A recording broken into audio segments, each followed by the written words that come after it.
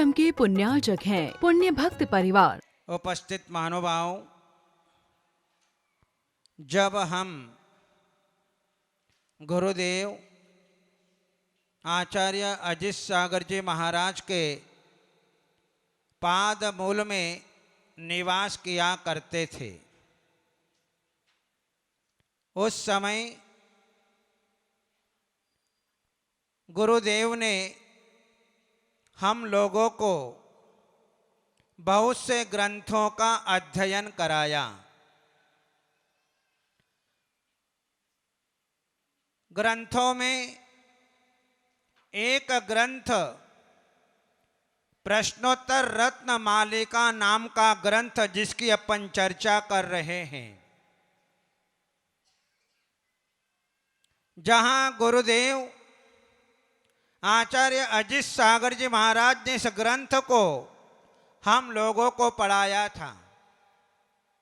आज उन्हीं की शिक्षा, उन्हीं का ज्ञान, उन्हीं का स्वाध्याय आज हम लोगों के लिए स्वपर उपकारी हुआ है।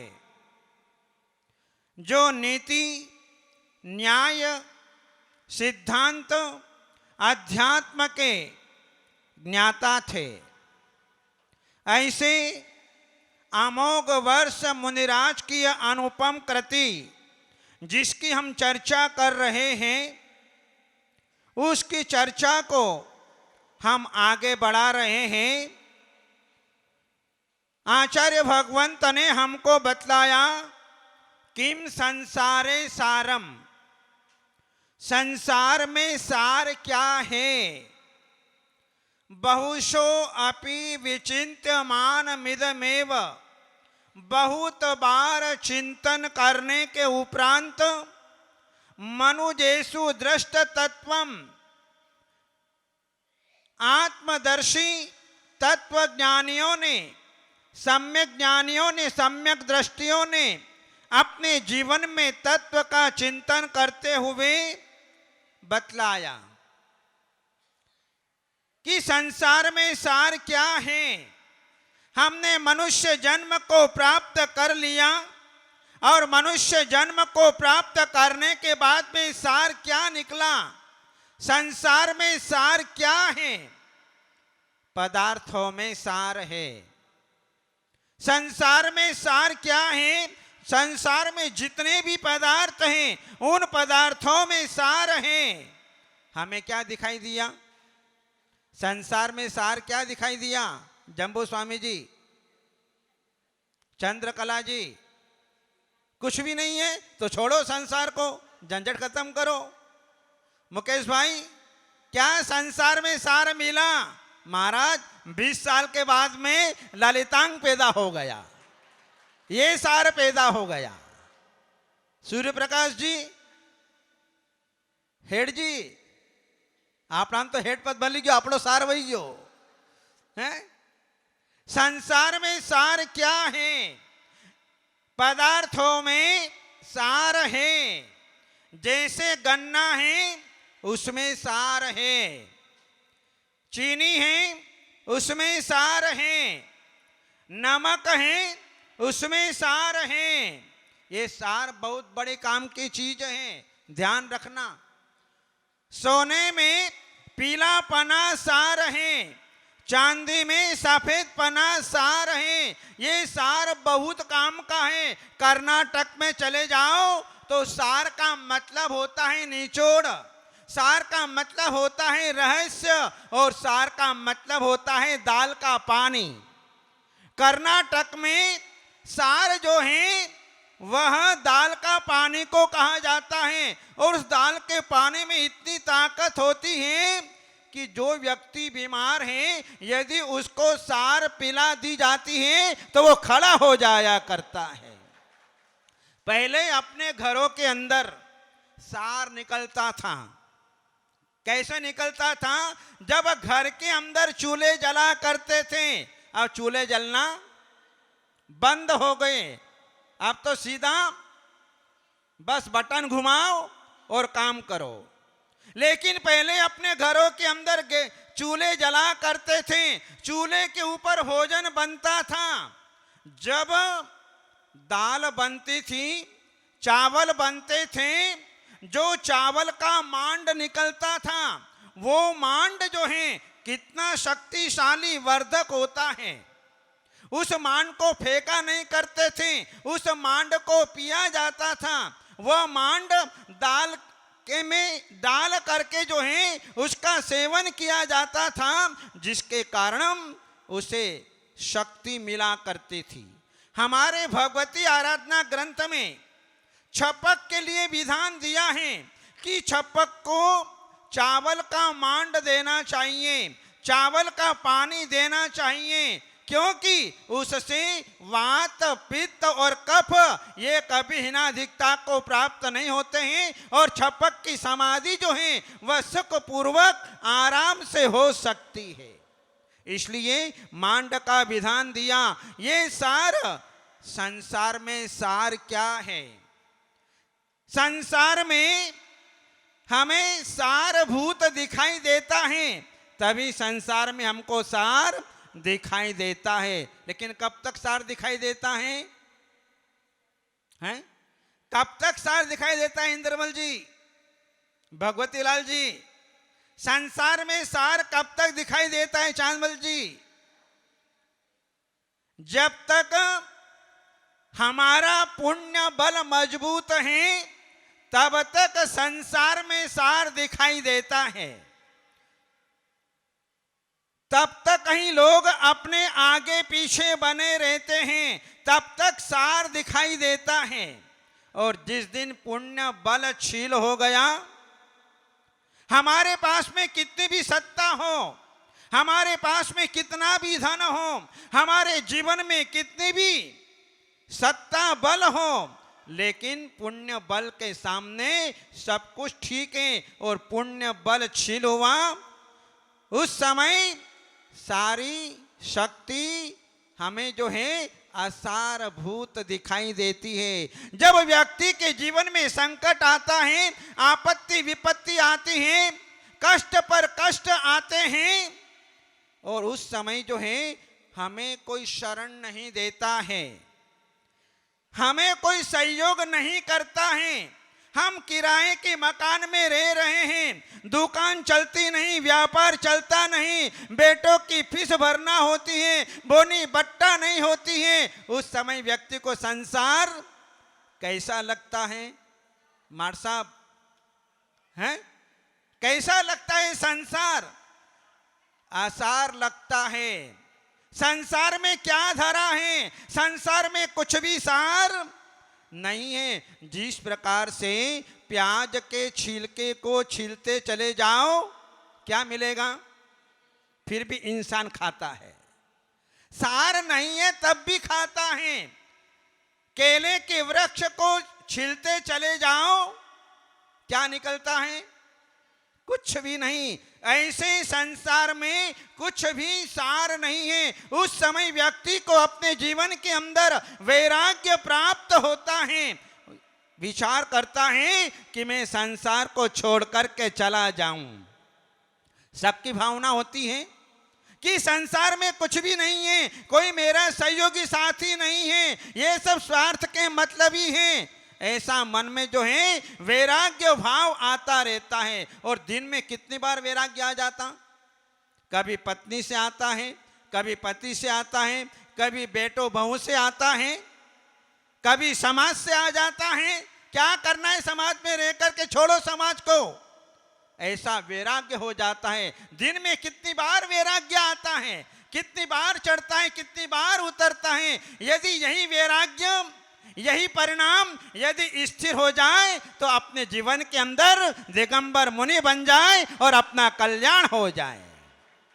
लेकिन जैसे ही अनुकूलता मिली, जैसे ही परिवार अनुकूल मिल गया, परिवार का सहयोग मिल गया, समाज का सहयोग मिल गया, वो मसाणा वैराग्य वहीं के वहीं समाप्त हो जाता है। एक पति पत्नी थे और पति पत्नी में रोज तनातनी होती थी। रोज झगड़े चला करते थे, सवेरे उठते ही किचकिच शुरू हो जाती है, क्योंकि आज इंसान ने किचन में भोजन करना शुरू कर दिया, इसलिए किचकिच होना शुरू हो गई। पहले रसोई घर हुआ करते थे, रसोई घर में जो है रस का आस्वादन किया जाता था, आनंद लिया जाता था भोजन का। लेकिन अब रसोई घर बंद हो गए और किचन शुरू हो गए। जहाँ किचन शुरू हो गई तो स्वाभाविक है कि व्यक्ति के जीवन में किचकिच होना ही होना है। तो पति पत्नी में रोज किचकिच हुआ करती थी। एक दिन जो है पति ने आवेश में आकर के कह दिया, मैं घर छोड़ करके चला जाऊंगा, मैं घर छोड़ करके चला जाऊंगा। तो पत्नी ने भी गुस्से में कह दिया, हाँ जाओ जाओ। और जो है वह पति जो है श्रीमान जी जो है निकल गया घर से, सवेरे सवेरे निकल गया। अब जो है गांव के बाहर जाकर बैठ गया, गांव के बाहर जाकर बैठ गया। अब पेट में भूख परेशान करने लगी। सोचा कि पत्नी आएगी मुझे मनाने के लिए, मेरे लिए भोजन लेकर के आएगी। घंटा 2 घंटा 4 घंटा हुआ, 6 घंटा हुआ, लेकिन पत्नी का नाम ही नहीं, भोजन का नाम निशान नहीं। अब शाम हो गई, भूखे बैठा, उपवास जीवन में कभी किया नहीं, इसलिए जीवन में हर तरह का अभ्यास होना चाहिए। उपवास करने का भी अभ्यास, अनोदर करने का भी अभ्यास, नीरस भोजन करने का भी अभ्यास। कौन सा वक्त आएगा कि तुम्हें अपने जीवन के अंदर भूखा रहना पड़ेगा, कौन सा समय आएगा कि आपको अपने जीवन के अंदर नीरस भोजन करने का भी अवसर आएगा। इसलिए हमारे तीर्थंकर भगवंतों ने हम लोगों के लिए संविधान बनाया कि श्रावक और साधुओं को अपने जीवन में उपवास करने का, नीरस भोजन करने का अपने जीवन में अभ्यास करना चाहिए। आज देख लो कि आज दिगंबर संत अपने जीवन में ये अभ्यास करते हैं, उसी का फल उन्हें अपने जीवन के अंदर मिलता है। तो आज जो है ये इतनी बड़ी बड़ी साधना, महोत्सव सागर जी महाराज, उदित सागर जी महाराज, हर्षितमती माता जी 190 दिन की साधना अपने जीवन में कर रहे हैं। ये उपवास का अभ्यास, नीरस का अभ्यास, जिसके कारण अपने जीवन के अंदर जो है वह मिल रहा है। तो अपने जीवन में भी उपवास का अभ्यास करना, अनोदर करने का, रस परित्याग का अभ्यास करना, ये साधना कब काम आएगी हमें अपने जीवन में पता नहीं चलेगा।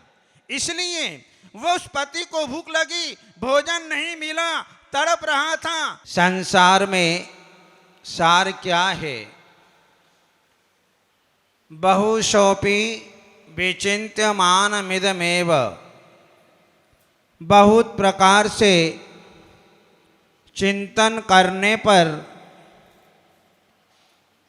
मनुजेषु दृष्ट तत्वम, तत्वदर्शियों ने, सम्यक दृष्टि पुरुषों ने, धर्मात्मा जीवों ने अपने जीवन में सार निकाला। क्या सार निकाला? वो सार जिसको हम अपने जीवन में प्राप्त करना चाहते हैं। जैसे कि उद्धार सागर जी ने अपने जीवन में सार को प्राप्त कर लिया।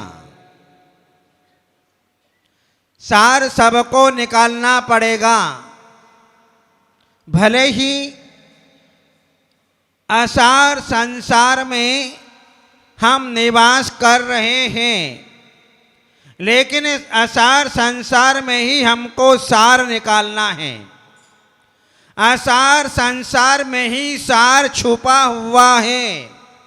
जैसे पानी के अंदर कीचड़ होता है और कीचड़ के अंदर पानी होता है, ऐसे ही इस असार संसार में ही सार छिपा हुआ है।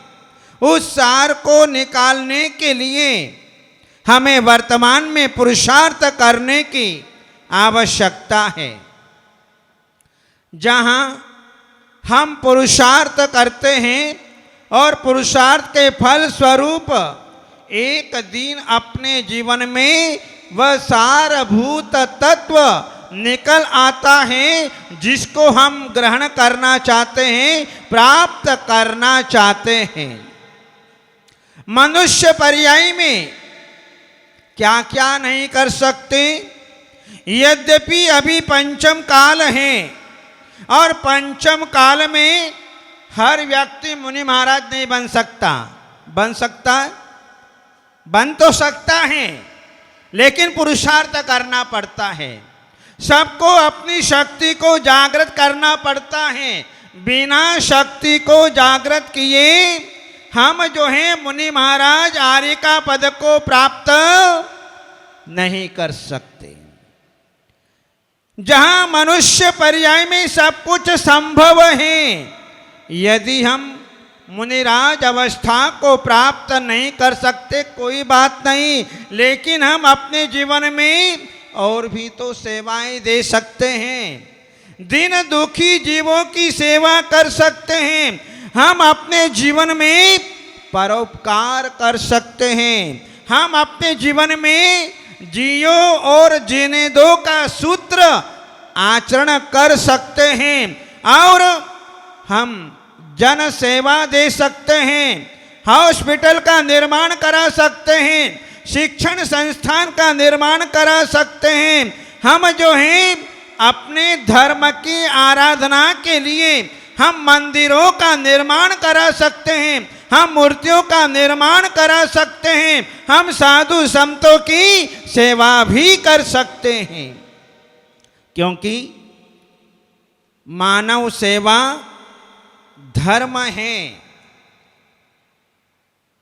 धर्म का क्षेत्र बहुत बड़ा है, लेकिन इस सेवा के माध्यम से ही व्यक्ति अपने जीवन में सब कुछ कर सकता है। धन चला जाएगा, वापस आ जाएगा। पत्नी रूठ जाएगी, पत्नी को वापस मना लेंगे, और पति रूठ जाए तो हैं उसको भी मना लेंगे। दुनिया में कोई भी चीज असंभव नहीं है, सब कुछ संभव है। दुनिया में हर चीज का तोड़ है, हर चीज का उपाय है। इसलिए दुनिया में कुछ भी असंभव नहीं है। हमने सोचा था कि कुंतीलाल जी दीक्षा ले लेंगे और जीवन में समाधि मरण कर लेंगे, कभी स्वप्न में भी सोचा था, लेकिन आज उन्होंने अपने जीवन में अपना साकार रूप दे दिया, जिसके कारण आज वे मुनिराज बन करके अपने जीवन में संलेखना की साधना कर रहे हैं। इस कार्यक्रम के पुण्यार्जक थे पुण्य भक्त परिवार।